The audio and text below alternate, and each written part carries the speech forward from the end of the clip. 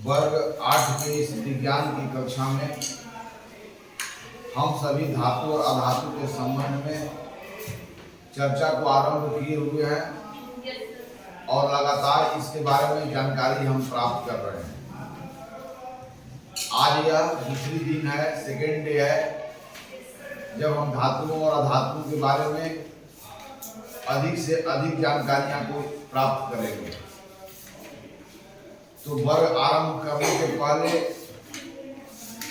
हमेशा आप कक्षा की शुरुआत जोरदार तालियों के साथ करें।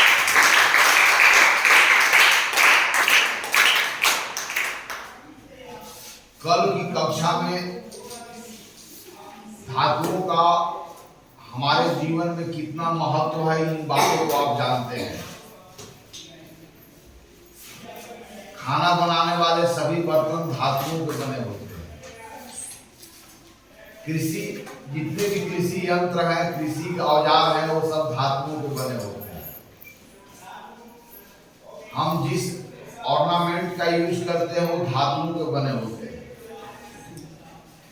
पावर हाउस से इलेक्ट्रिसिटी आपके घरों तक पहुंचाई जाती है, वो भी धातु के तार जो होते हैं, पतले पतले वायर, वो धातु के बने होते हैं। हमारी खिड़कियां धातु की बनी होती है। बड़े बड़े ब्रिज धातु के बने हुए होते हैं। क्या तो इससे पता चलता है कि धातु का हमारे जीवन में क्या महत्व है। और इन धातुओं के खोज के होने के बाद मानव सभ्यता में कितना तेजी से परिवर्तन आया। इसी महत्व को ध्यान में रख करके इस पाठ का हम लोग को अध्ययन करना है। धातुएं बहुत मजबूत होती है, हार्ड होती है, कठोर होती है। इस कारण ब्रिज में, मकान के छड़ों में और अन्य जगह जहां पर हमें हार्डनेस की जरूरत है, वहां पर हम धातुओं का उपयोग करते हैं। खाना बनाने के लिए धातु के बने हुए बर्तनों का उपयोग करते हैं। ये धातु उष्मा के बहुत ही अच्छे चालक होते हैं।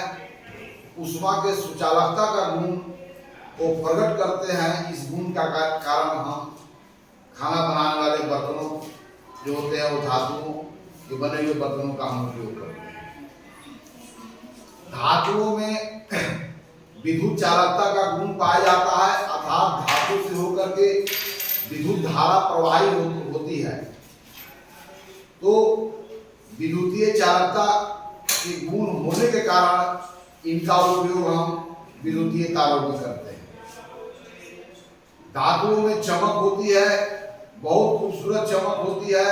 उनमें स्पेशल चमक होने के कारण हम इन्हें गहनों के रूप में प्रयोग करते हैं। ओके, तो धातुओं का प्रयोग हमारे जीवन में बहुत क्षेत्रों में होता है। इसलिए धातु क्या है, बहुत सारी बात आपका पूर्व अनुभव है धातु के बारे में। उन्हीं पूर्व अनुभवों के आधार पर हम नई बात को धातुओं के संबंध में जानने का प्रयास करेंगे। कल मैं बताया कि पदार्थों का जो हम वर्गीकरण धातु और अधातु के रूप में करने जा रहे हैं, वो भौतिक गुणों के आधार पर। किस गुणों के आधार पर? भौतिक गुणों के आधार पर। तो भौतिक गुणों के आधार पर पदार्थों का वर्गीकरण करने का हम सीख रहे हैं कि किसी धातु में कोई पदार्थ धातु है, अर्थात कोई धातु होने के लिए उसमें कौन कौन से गुण होना चाहिए। अब यदि उन गुणों की मौजूदगी होगी तो हम कह सकते हैं कि वो धातु नहीं है, वो अधातु है। तो धातुओं और अधातु का वर्गीकरण भौतिक गुणों के आधार पर हम करना सीख रहे हैं। किसके आधार पर? Yes, classifications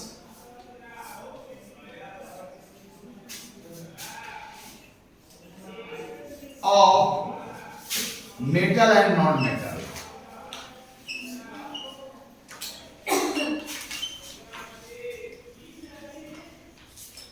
On the basis of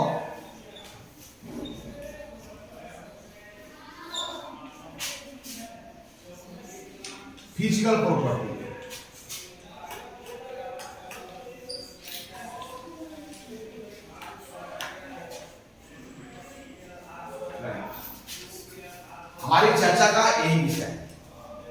भौतिक गुणों का धर्म।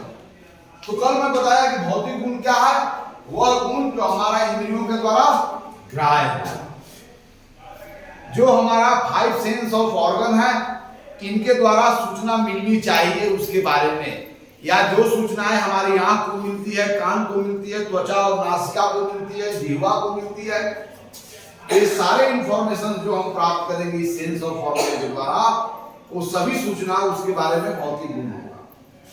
अर्थात the truth which is realized by our sense of organ, the truth about any matter which is realized by our sense of organ is called its physical property। तो इसका definition है, जरा लिख लो, क्योंकि आप में से कोई विद्यार्थी विज्ञान के क्षेत्र में बहुत ऊंचाई तक प्राप्त करना चाहता हो, कोई बहुत ऊंचाई तक जाना चाहता होगा, तो वैसे भी विद्यार्थियों के लिए जरा स्पेशल लिखते हैं। तो फिजिकल कैरेक्टर, फिजिकल प्रॉपर्टी क्या है, जरा इसको अंग्रेजी में लिख लो। कल तो मैं हिंदी लिखाया था, आज ही अंग्रेजी में लिख लो। Physical property, the truth about any substance, the truth about any substance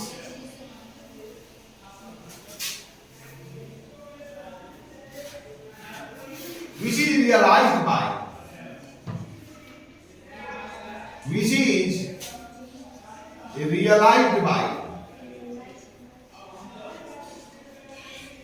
our sense of organ, our 5 sense of organs,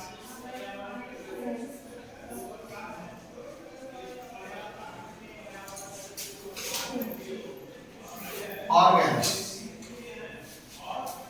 called physical property, right? Called physical property of the substance are called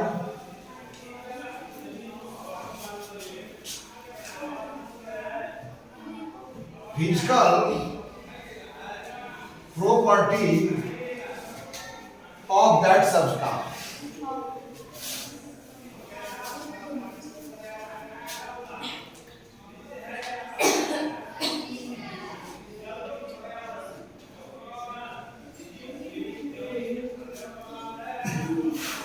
right, तो वह गुण जो हमारा 5 जो ज्ञानेंद्रिय है उसके द्वारा ग्राह्य हो, तो किसी पदार्थ का वह शब्द जो हमारे ज्ञानेंद्रियों के द्वारा ज्ञात होता हो, वही शब्द उस पदार्थ का भौतिक गुण कहलाता है। Physical property, what is physical property या व्हाट आर फिजिकल प्रॉपर्टीज? तो the truth about any substance which is realized, which are realized by our 5 sense of organ, right, are called physical property of that substance। okay, लिख लिया? तो what are the physical property? Those property which are realized by, है ना, any sense of our 5 sense organs। तो वह जो truth होगा उस पदार्थ के बारे में, that truth is about that substance is called its physical property। मतलब आंखों का मामला है, what does it look like, what does it sound like, what does it taste like, and what does it touch like। छूने पर कैसा लगता है, सुनने पर कैसा लगता है, देखने पर कैसा लगता है, सूंघने पर कैसा लगता है, right? What does it touch like, what does it look like, what does it taste like, what does it sound like? So these property are called their physical property, जो हमारा इंद्रियों के द्वारा ग्राह्य है। अब मैं समझ सकता हूं कि फिजिकल प्रॉपर्टी के बारे में आप पूरी तरह समझ गए हैं ना, तो मैं बता दूं? yes, तो आइए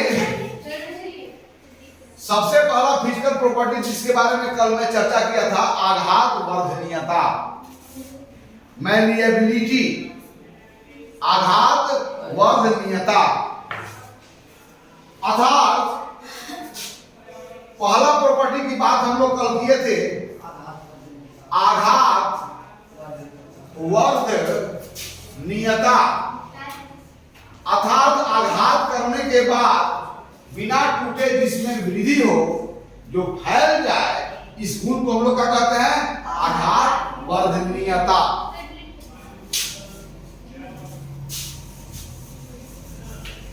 मैं नहीं बदल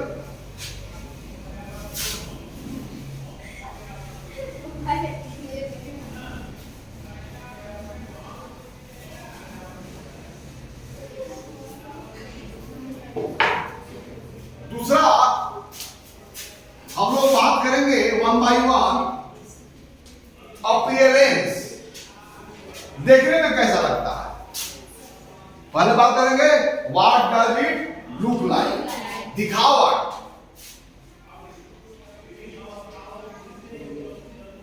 अपीयरेंस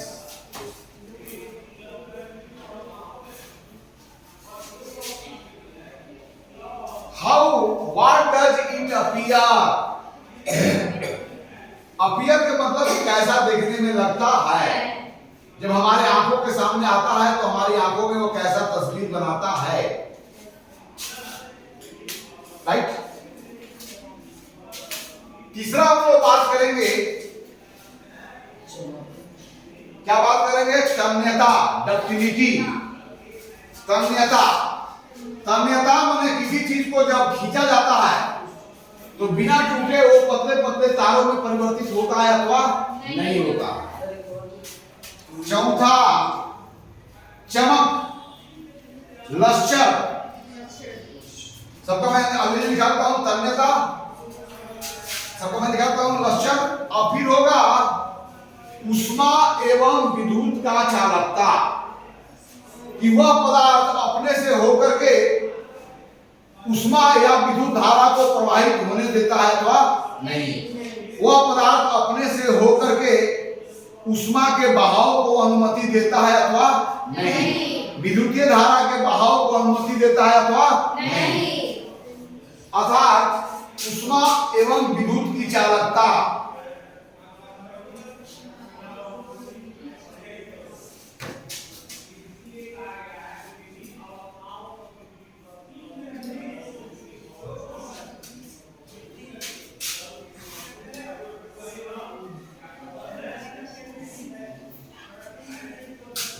एक और गुण होगा भंगुरता, कि पीटने पर या टूट जाता है कि पीटने पर फैलता है।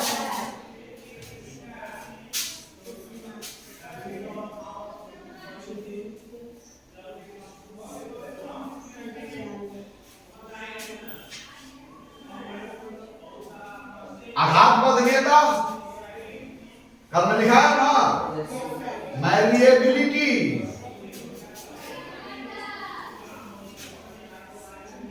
अपीयरेंस, दिखावट, अपीयरेंस, डक्टिलिटी।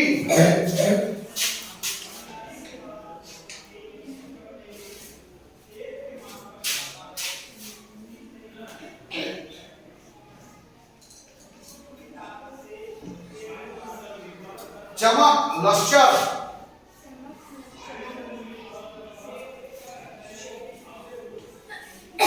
ऊष्मा एवं विद्युत की चालकता, heat and electrical conductivity,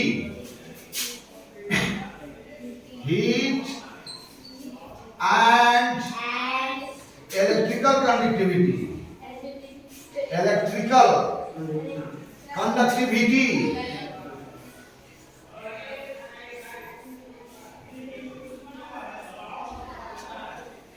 okay,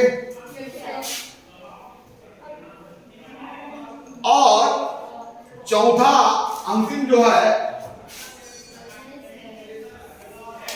ध्वनिक, सातवां ध्वनिक। ध्वनि के मतलब सोनोरस। सोनोरस के मतलब द मैटर या the substance which produce ringing sound after beating, जिसको पीटने के बाद रिंगिंग साउंड डेवलप होता हो, ऐसे पदार्थ को हम लोग क्या बोलेंगे? सोनोरस। क्या बोलेंगे हम लोग? अब आइए एक एक करके इन गुणों के आधार पर हम धातु और अधातु को अंतर को समझने का प्रयास करते हैं। तो पहले सबको मिटा लूं।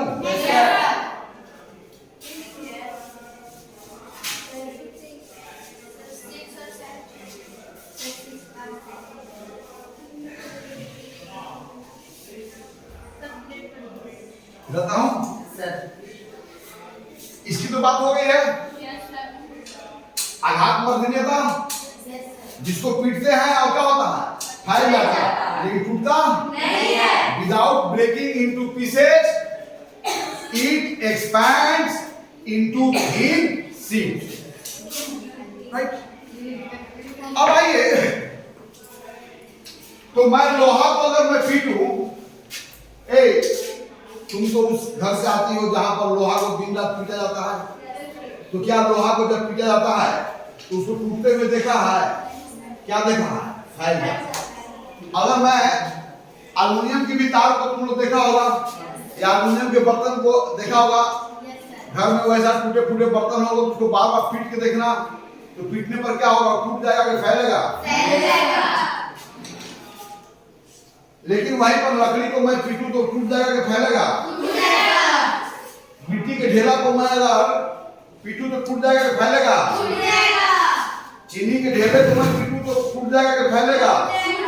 और हमारे हाथ में चौक है, इसके साथ भी क्या होगा? अर्थात इस पर आघात करने के बाद यह पतले चादरों में परिवर्तित नहीं किया जा सकता, इसलिए इसमें आघात वर्धनीयता का गुण नहीं है। तो धातु में कैसे होती है? सभी धातु में कैसी होती है? आघात वर्धनीय। आघात वर्धनीयता का गुण रखते हैं, अर्थात आघात वर्धनीय होते हैं। अब चलिए, तो सभी धातु में कैसी होती है?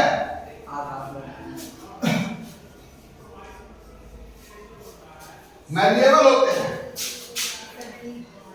आघात वर्धनीय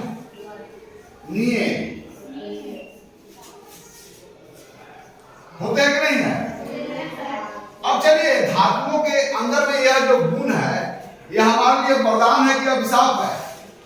चूंकि धातु में आघात वर्धनीयता का गुण होने के कारण उसे पतले पतले चादरों में क्या किया जा सकता? परिवर्तित किया जा सकता। और इस कारण धातुओं में आघात वर्धनीयता गुण होने के कारण पतले पतले चादरों में परिवर्तित किया जा सकता है, और उनको बिना टूटे उनको मोड़ा भी जा सकता है। अर्थात उनके इच्छित आकारों में उन्हें परिवर्तित किया जा सकता है, और इच्छित जो है साइज के चादरों में उन्हें परिवर्तित किया जा सकता है। धातुओं में इसी गुण के कारण हमारे जितने भी कंटेनर है, जिसमें आप वस्तुओं को रखते हैं, बक्सा, कंटेनर, बर्तन, वो सब किससे बने होते हैं? क्यों बने होते हैं? क्योंकि धातुओं को पतले चादरों में बिना टूटे परिवर्तित किया जा सकता है। इस गुण के कारण धातुओं का उपयोग बर्तन बनाने में किया जाता है ना। तो धातु का यह गुण का उपयोग हमारे किस काम के लिए है? धातु में यदि यह गुण नहीं होता तो पतले चादरों में हम उसके पहले चेंज नहीं कर पाते और उसको इच्छित आकारों में मोड़ नहीं पाते। तब हमारा नानी का बक्सा कैसे बनता, माँ का बक्सा कैसे बनता? क्या अगर इसमें अगर मैन्युअलिटी का गुण नहीं होता तो इस आकार में हम कैसे इसको मोड़ सकते थे बिना टूटे? इसलिए धातुओं का यह गुण हमारे लिए वरदान है कि अभिशाप है? वरदान है। तो धातु में सभी धातु में क्या होती है? आघात वर्धनीय होती है, अर्थात इनको इच्छित साइज के, इच्छित मोटाई के चादरों में और इच्छित आकारों में बिना टूटे परिवर्तित किया जा सकता है। इस कारण धातुओं को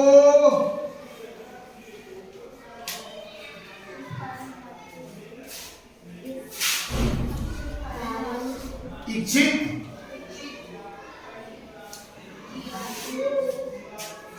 मोटाई तथा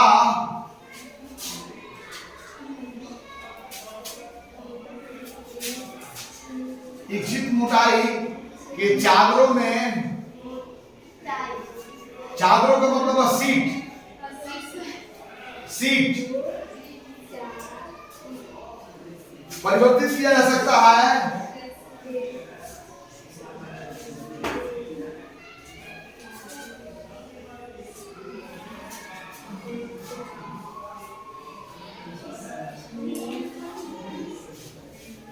तथा इच्छित आकारों में,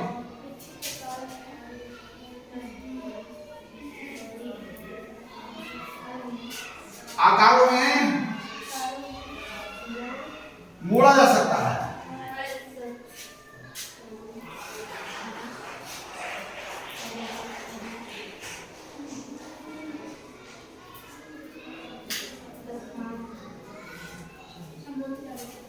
इसलिए हमारे जितने भी बर्तन हैं वो किससे बने होते हैं? अधिकतर धातुओं से बने होते हैं।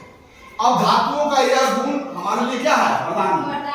धातुओं में अगर ऐसा प्रॉपर्टी नहीं होता तो हमारे बहुत सारे कार्य रुक जाते हैं। हमारी नानी की बक्सा कैसे बन पाती, हमारी माँ की बक्सा कैसे बन पाती, हमारे घर के जो है किवाड़, ये लोहा के किवाड़ इस आकार में कैसे बदल पाते, हमारा इसी साइज का चदरा कैसे बन पाता है ना।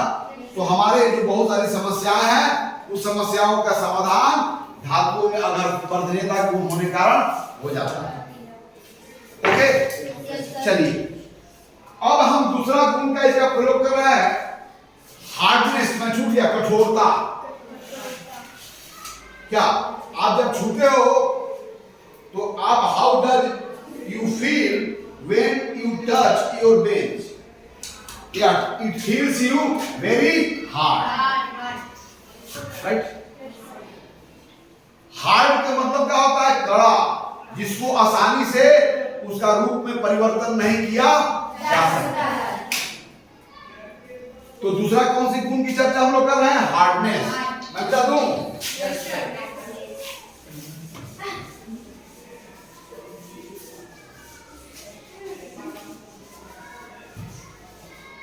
हम लोग कठोरता की बात करेंगे।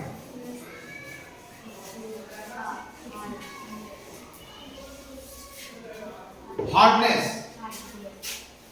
सेकेंड कौन सी गुण की चर्चा कर रहे हैं हम लोग? कठोरता, जिसको अंग्रेजी का बोलेंगे हम लोग हार्डनेस।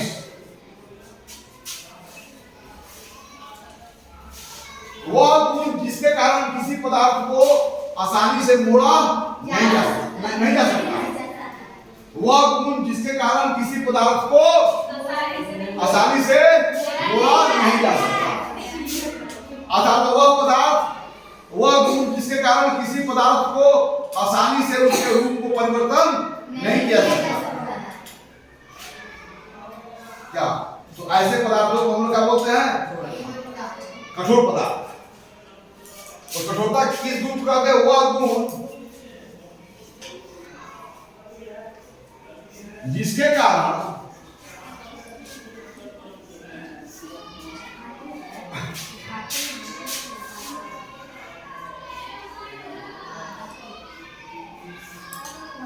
आसानी से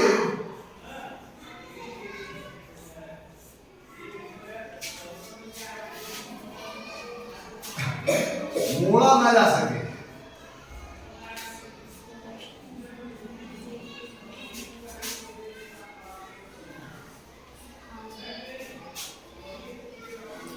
दबाया ना जा सके।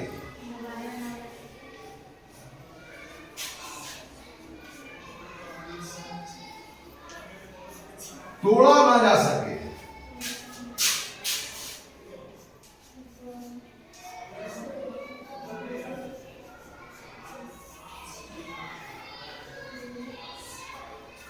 अर्थात उसके विमाओं में कोई परिवर्तन न किया जा सके। अर्थात विमाओं में, विमा का मतलब लंबाई, चौड़ाई और ऊंचाई ना। विमाओं में कोई परिवर्तन आसानी से ना हो सके।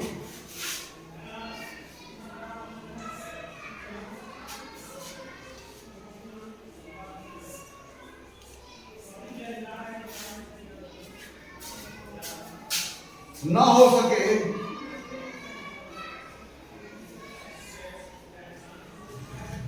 ऐसे गुणों को क्या बोलते हैं? कठोरता का गुण कहते हैं। ऐसे गुण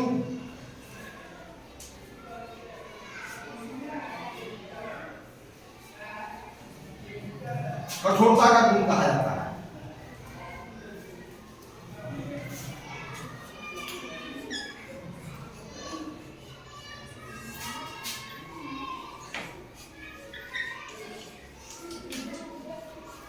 Okay? When you touch these iron materials, how does it feel? It feels very, very hard. But when I touch you, how does I will feel? Very, very soft. Okay? तो धातुओं में क्या होते हैं? धातुओं में प्रायः कठोरता का गुण पाए जाते हैं। धातु में क्या होते हैं? कठोर होते हैं, उनको आसानी से मोड़ नहीं सकते। अगर धातुओं में कठोरता का गुण नहीं होता तो हम किवाड़ी क्यों धातु को बनाते? कोई तोड़ देता।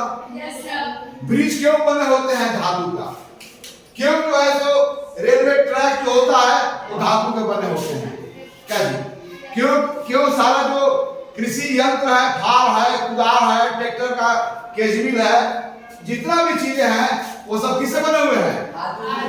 तो उनमें कौन सा गुण मौजूद है जिसके कारण उन कार्यों में उनका उपयोग कर रहे हैं? कठोरता का गुण, दृढ़ता का गुण। यानी उनके आंतरिक संरचना में आसानी से परिवर्तन नहीं किया जा सकते हैं। धातुएं कठोर होते हैं, धातुएं दृढ़ होते हैं। अर्थात धातुओं में कठोरता और दृढ़ता का गुण होने के कारण ही हम धातुओं का उपयोग करते हैं पुल बनाने में, मकान बनाने में, खिड़की में, किवाड़ में, गाड़ी में, घोड़ा में, न जाने, है ना? अंडरस्टैंड? अगर धातुओं में ऐसी गुण न होता तो हमारा यह सब कार्य कैसे हो पाता? तो आप समझ सकते हो कि भगवान ने कितना खूबसूरत पदार्थ दिया है जिसमें इसका गुण का उपयोग करके हम अपनी सारी समस्याओं का समाधान करते हैं। तो धातुएं प्राय क्या होते हैं? कठोर होते हैं और दृढ़ होते हैं। इसलिए सामान्यतः धातुओं में कठोरता और दृढ़ता का गुण पाया जाता है। सामान्यतः मतलब जनरली सबके लिए सत्य नहीं है, है ना? समान रूप से सत्य है, अखंड रूप से सत्य नहीं है। समानता धातुओं में कठोरता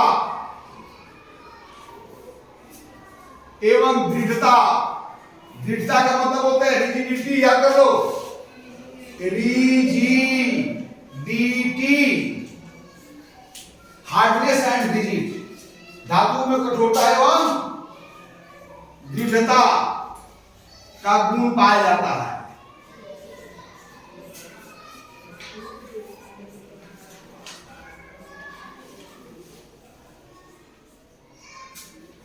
इस कारण इसका उपयोग हम किन किन कार्यों में करते हैं मैं आपको बता दिया ना। लेकिन अर्थात कठोरता का मतलब हुआ तोड़ा न जा सके, जिनके दिमाग में कोई परिवर्तन आसानी से न किया जा सके, जिसे आसानी से मोड़ा न जा सके और जिसे आसानी से काटा भी न जा सके, है ना? क्या जो हार्ड होगा उसको कट सकते हो? Can not cut those material who is very hard easily, but you can cut soft material very easily. तो क्या समानतः सभी धातु में कठोर होते हैं? तो क्या सभी धातु में कठोर होते हैं? कुछ सबका अपवाद होता है। तो कुछ हमारे पास ऐसे धातु हैं जो हार्ड नहीं है बल्कि सॉफ्ट है, वह आसानी से कैंची से काटा जा सकता है। They can be cut into pieces with a scissor very easily, right? तो हमारे पास ऐसा कौन कौन से धातु है जिसमें कठोरता और दृढ़ता का गुण बिल्कुल नहीं पाएगा? They are very very soft. Which metals we have, they don't contain the property of hardness and rigidity. They can be easily cut into pieces because they are very very soft. So which metals we have which are very very soft? Sodium and potassium. तो हमारे पास दो ऐसे धातु है जिनमें कठोरता का गुण नहीं पाया जाता है, बल्कि उनमें सॉफ्टनेस का गुण पाया जाता है। कितना था? वो हार्ड नहीं है बल्कि क्या है? सॉफ्ट है। अब इतने मुलायम है कि आसानी से उन्हें कैंची से काटा जा सकता है। तो कौन कौन मटेरियल है? अपवाद, all metals, generally all metals are very hard, but sodium and potassium, there are two metals, sodium and potassium, which are very soft.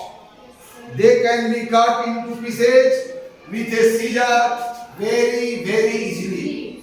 Okay, you need not to press it hard, है ना? बिना कैंची को आसानी से press करके ही उसको क्या किया जाता है?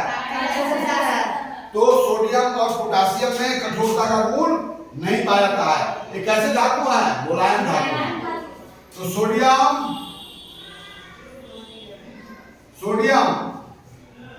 जिसका संकेत होता है Na, मैं बाद में बताऊंगा, तथा पोटेशियम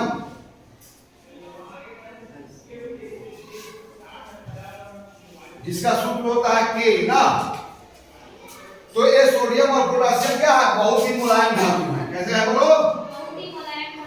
बहुत ही मुलायम है। मुलायम है माने हार्ड नहीं है, तो क्या होगा? Soft. They are, but iron is very hard, copper is hard, aluminium is hard, है ना? लेकिन सोडियम और पोटेशियम आर very सॉफ्ट, मुलायम है ना? इन्हें आसानी से काटा जा सकता है, या इसे आसानी से पतले चावलों में परिवर्तित किया जा सकता है, इसे आसानी से मोड़ा जा सकता है। इसमें दृढ़ता का गुण नहीं है, अर्थात अत्यधिक भार देने पर इसके आकार में परिवर्तन आ जाते हैं।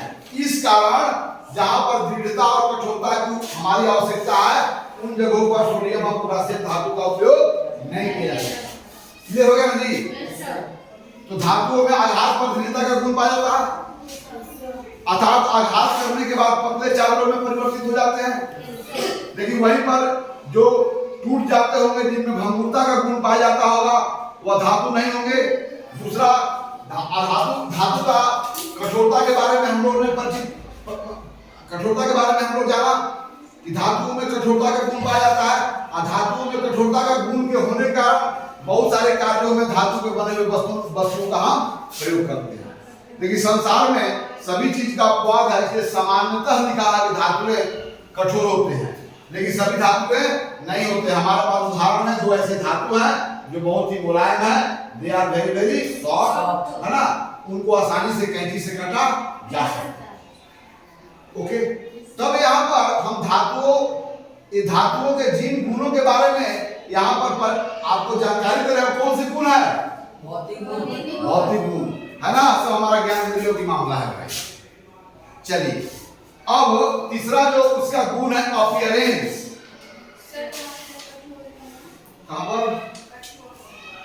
कहां? कठोरता एवं दृढ़ता। दृढ़ भी होते हैं ना। चलो मिटा उसको।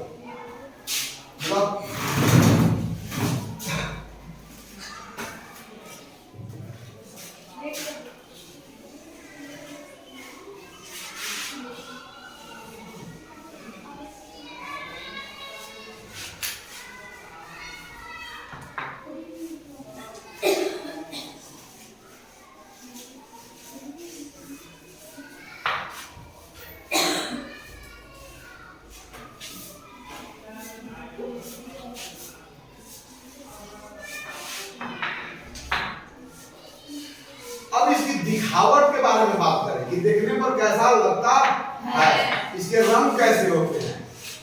क्या देखने पर एक कौन सा रंग का दिखाई पड़ता है? तो अधिकांश धातुएं देखने में भूरे रंग का होते हैं। कैसे होता है? आप अगर आपके यहाँ घंटी को बजाने के लिए जो रॉड है वो तो आयरन का बने हुए है, लेकिन उसको देखोगे तो कैसा है? भूरे रंग का। वहीं पर चांदी को देखोगे तो किस रंग का होता है? व्हाइट। वहीं पर सोना का रंग कैसा होता है? पीला। और तांबा का रंग कैसा होता है? लाल, है ना, डीप रेड होता है। तो यह धातुओं को दिखावट जो है, अधिकतर धातु देखने में भूरे रंग का होते हैं, कुछ धातु में उजले होते हैं और कुछ धातु में पीले रंग के होते हैं। अर्थात इन रंगों के आधार पर भी हम मेटल और नॉन मेटल के बीच में वर्गीकरण कर सकते हैं ना, है ना। Metal can be distinguished from non metals on their appearance. Okay, दिखावट, ये सब भौतिक गुण है ना। अपीयरेंस,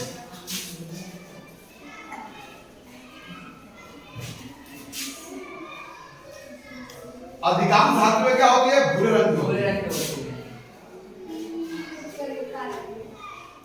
अब क्यों भूरे रंग की दिखती है, ये मैं कारण बताऊंगा। ये ऑक्सीजन के साथ संयोग करके ऑक्साइड का निर्माण करते हैं और ऑक्साइड की पतली परत उस पर हो जाने के कारण इसका रंग कैसा दिखता है? भूरे रंग का। तो अधिकांश धातुएं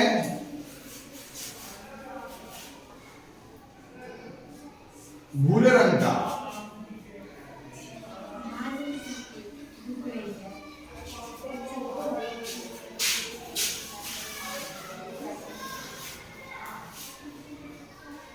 चांदी किस रंग का होते हैं? चांदी उजले होते हैं। चांदी उजले तथा तांबा, तांबा कैसा होता है? लाल, गहरा लाल। तथा सोना कैसा रंग होता है?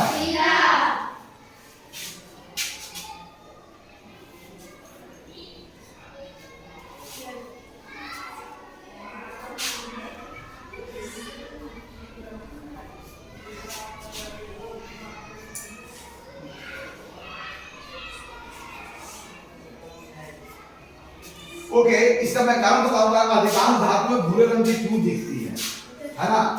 वास्तव में भूरे रंग की नहीं होती है, धातुओं में चमक होता है, लेकिन ऊपरी परत पर भूरे रंग दिखाई पड़ना वो ऑक्साइड का निर्माण होता है, जिसको हम रासायनिक अभिक्रिया, रासायनिक गुण के अंतर्गत हम बताएंगे। धातुएं ऑक्सीजन के साथ प्राय रासायनिक अभिक्रिया करती है। कुछ धातुएं बहुत तेजी से अभिक्रिया करती है, कुछ धातुएं मंद गति से अभिक्रिया करती है। जो भी हो, धातु जब ऑक्सीजन से अभिक्रिया करती है तो धातु का ऑक्साइड का निर्माण होता है और धातु के ऑक्साइड धातु के ऊपरी परत पर डिपॉजिट हो जाने के कारण उसका रंग कैसा होता है? भूरा होता है। तो यह रहा अपीयरेंस, यानी कि अधातुओं को देखेंगे तो वो अलग अलग कलर का हो सकते हैं, लेकिन धातुओं की जो दिखावट होती है, अपीयरेंस होती है, वो कैसी होती है? भूरे रंग के अधिकतर होते हैं। और वहीं पर चांदी उजले रंग का होते हैं, वहीं पर सोना क्या होता है? पीले रंग का होता है। और वहीं पर तांबा जो है तो गहरा लाल होता है, डीप रेड होता है ना, जो लोग कथी कलर भी बोलते हैं क्या है। चलो, तो ये हुआ अपीयरेंस। अब देखो चौथा कौन सा गुण की बात कर रहे हैं हम लोग? चलो, भौतिक अवस्था, फिजिकल स्टेट। भौतिक अवस्था का मतलब होता है कोई पदार्थ तीन रूपों में हमारे पास विद्यमान है। ठोस अवस्था में है, गैस अवस्था में है, और यानी कि पदार्थ का एक ऐसा अवस्था जिसमें पदार्थ को एक स्थान से दूसरे स्थान पर ले जाने पर उसके रूप में कोई परिवर्तन नहीं होता है। जैसे चौक है, यह भी एक पदार्थ है, लेकिन इनको यहां से मैं अगर यहां पर ले गया तो क्या इसके रूपों में कोई परिवर्तन आया? तो वह पदार्थ जिनको एक स्थान से दूसरे स्थान तक ले जाने में रूपों में कोई परिवर्तन नहीं होता है, तथा इनको जिस बर्तन में रखा जाता है इनका आकार बर्तन के आकार से पर निर्भर नहीं करता है। तो ऐसे पदार्थों को हम लोग ठोस पदार्थ बोलते हैं। तो उसको ऐसे समझे कि वह पदार्थ जिसका आकार और आयतन दोनों निश्चित हो। तो पदार्थ इस अवस्था में पाए जाने वाले पदार्थ को हम बोलते हैं ठोस अवस्था। पदार्थ का वह अवस्था जब उनका आयतन तो निश्चित हो लेकिन आकार निश्चित नहीं हो, अर्थात उनका आकार उस बर्तन के आकार पर निर्भर करता है जिस बर्तन में उन्हें रखा जाता है। पदार्थ की इस अवस्था को हम लोग द्रव अवस्था बोलते हैं। तीसरा अवस्था है कि पदार्थ का वह अवस्था जिसमें न उसका आकार निश्चित है और न आयतन निश्चित है। तो पदार्थ के इस अवस्था को हम लोग गैसीय अवस्था बोलते हैं। अर्थात उनके आकार और आयतन दो के आधार पर पदार्थों को मूलतः तीन अवस्थाओं में बांटा गया है। वैसे पदार्थ 5 अवस्थाओं में मिलते हैं, लेकिन सामान्यतः हम सभी को पदार्थ के 3 अवस्थाओं में देखने का अवसर प्राप्त होता है। तब हम अब चौथा गुण भौतिक अवस्था, अर्थात उनका फिजिकल स्टेट कैसा होता है।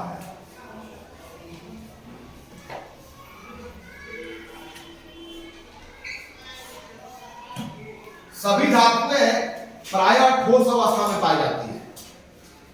सभी धातुएं किस अवस्था में पाई जाती है? ठोस अवस्था में। समझो ना, अर्थात जिसका आकार भी निश्चित हो और आयतन भी निश्चित हो। चाहे उसको ग्लास में रख दो, चाहे उसको जार में रख दो, किसी भी आकार के बर्तन में रख दो, लेकिन उस ठोस पदार्थ के आकार में कोई परिवर्तन नहीं है। ऐसे पदार्थ को हम क्या बोलते हैं? ठोस पदार्थ, सॉलिड मटेरियल। तो सभी पौधे सभी धातुएं प्रायः किस अवस्था में पाए जाते हैं? ठोस अवस्था में, सॉलिड स्टेट में।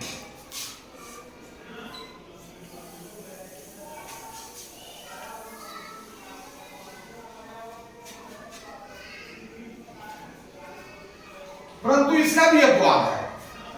परंतु पारा एक ऐसा धातु है जो कमरे के तापमान पर द्रव अवस्था में पाया जाता है, यानी कि उसको रखने के लिए बर्तन की आवश्यकता होगी, नहीं तो फ्लो कर जाएगा।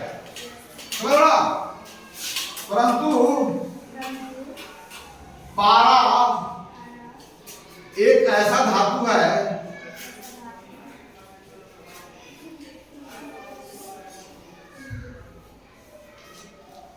जो कमरे रूम टेम्परेचर, जो कमरे के तापमान पर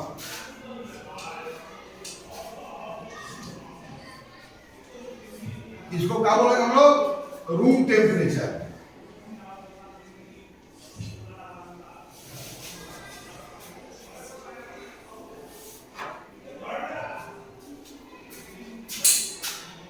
तापमान पर किस अवस्था पर आता है?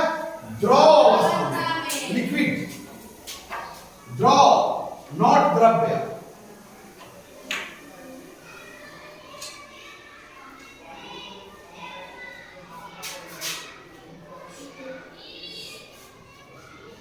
द्रव अवस्था का मतलब यहां पर लिख लो liquid state.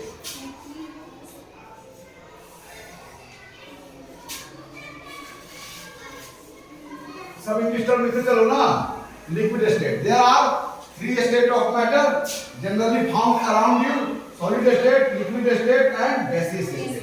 Solid, liquid or gas, we can call them only solid, liquid or gas. Okay, हो गया ना? तो आज इस विज्ञान की कक्षा में उन भौतिक गुणों के बारे में हम लोगों ने चर्चा किया जिस भौतिक गुणों के आधार पर धातुओं को अधातुओं से अलग किया जाता है। और फिर हमने यह भी जाना कि धातुओं के अंतर्गत पाए जाने वाला गुण उन्हें दिव्य बना देता है। उनके अंतर्गत पाए जाने वाला गुणों का उपयोग हम अपने अलग अलग कार्यों में करते हैं। जहां पर हमें कठोरता की आवश्यकता है, जहां पर हमें दृढ़ता की आवश्यकता है, जहां पर किसी भी आकार में बिना टूटे हुए परिवर्तन करने की आवश्यकता है, तो इन सारी समस्या के लिए हमारे पास सॉल्यूशंस क्या है? मेटल है। अर्थात मेटल को अपने जीवन के वास्तविक समस्याओं में समाधान के रूप में हम दिख रहे हैं। तो आज के वर्ग में हम 3 भौतिक गुणों के बारे में आपसे मिलकर चर्चा किए। आगे अगला कक्षा में जो शेष बचे हुए भौतिक गुण है, अर्थात ऊष्मा और विद्युत की चालकता, ध्वनि, it will produce, whether it will produce ringing sound, ringing tones or it will not produce ringing sound, है ना? It will allow heat and electric to pass through them or it will not allow electric and heat to pass through them. Okay? या इसमें चमक होती है कि नहीं होती है ना?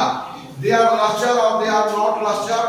तो शेष बते हुए भौतिक गुणों के बारे में चर्चा हम अगली कक्षाओं में आपके साथ इतना ही उमंग, इतना ही उत्साह और इतना ही जिज्ञासा के साथ करते हैं। आज की कक्षा यहीं पर समाप्त होती है।